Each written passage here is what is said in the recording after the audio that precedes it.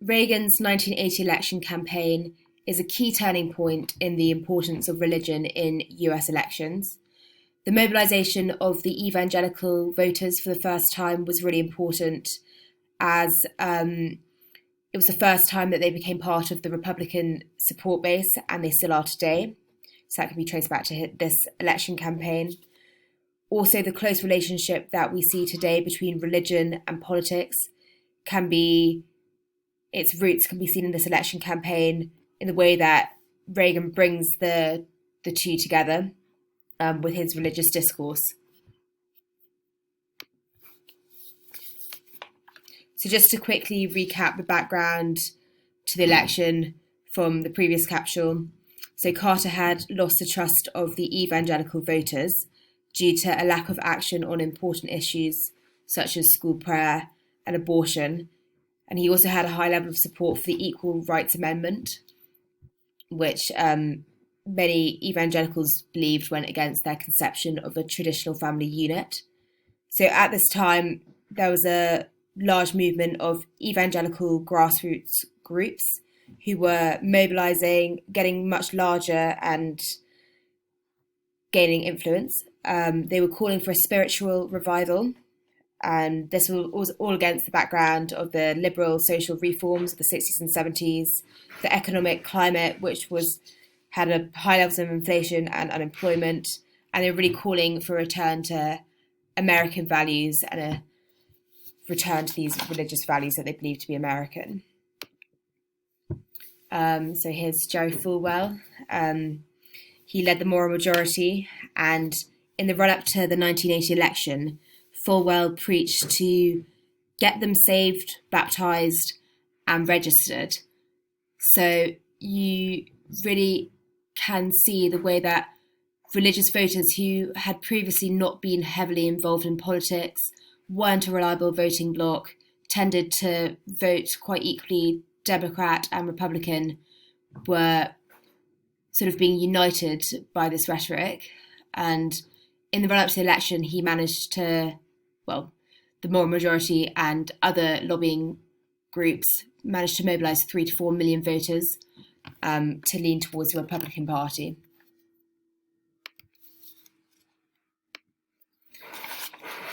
So Reagan's acceptance speech, which we put on the Padlet to watch before this capsule, and he pauses and hesitates at the end of the speech and asks his audience to begin our crusade in a moment of prayer. And we think this is a really significant moment of bringing religion and politics together in quite an obvious way. This quote says, "It was grand political theatre. It was a moment when religion and partisan politics were brought together through mass media as never before." Simply put, a moment when a new religious politics was born. And what was quite clever about this speech was that it appealed to the evangelical vote, which it had to in order to get those 3 to 4 million votes that had been mobilised. But it also appealed to the broader American public, and it began a sort of, I suppose, something that is continued to be seen of presidents alluding to religion, and that being seen as an American rather than a religious thing.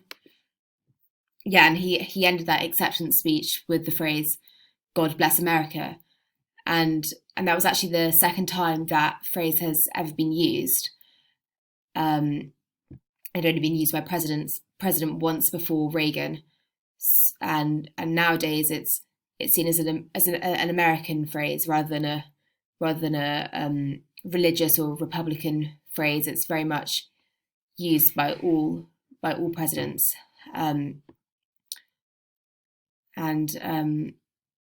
it says here it was almost entirely absent from the modern presidency until Reagan took office. Since then, they've become a political staple, and I think this graph kind of illustrates that as well. Not only the phrase "God bless America," but Reagan regularly invoked God and religion during his speeches, And as you can see, that continued through the Bushes and Clinton, and definitely you can see that with Trump, the way he uses religion. So the way that Reagan shifted his positions on certain issues really demonstrates the way that, the increasing influence that the evangelicals had after they mobilized.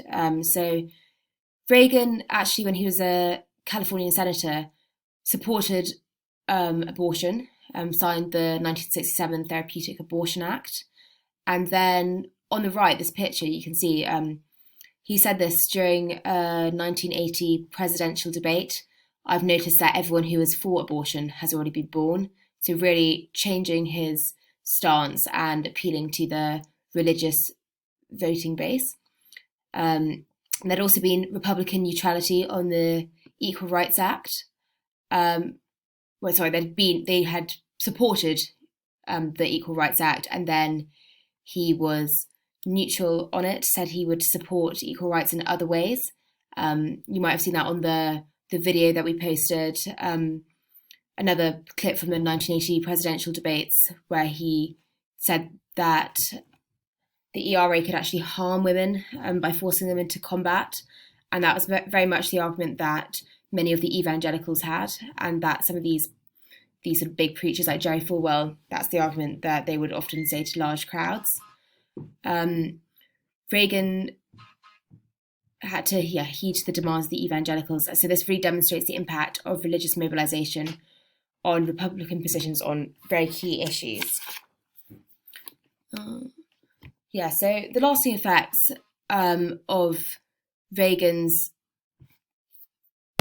election, I suppose presidency more generally, I would say was mixed, because although the Christian right enjoyed an increased public prominence, the effect on policy was limited. School prayer was still illegal, abortion still illegal, there was increasing gay rights. So all of these very key issues that they lobbied for didn't actually change that much during his presidency.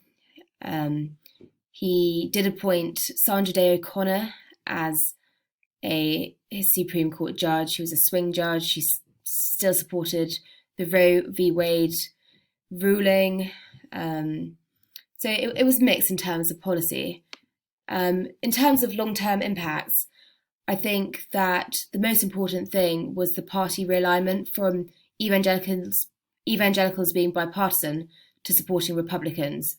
And you can see in this graph here that Reagan's presidency really kind of marked that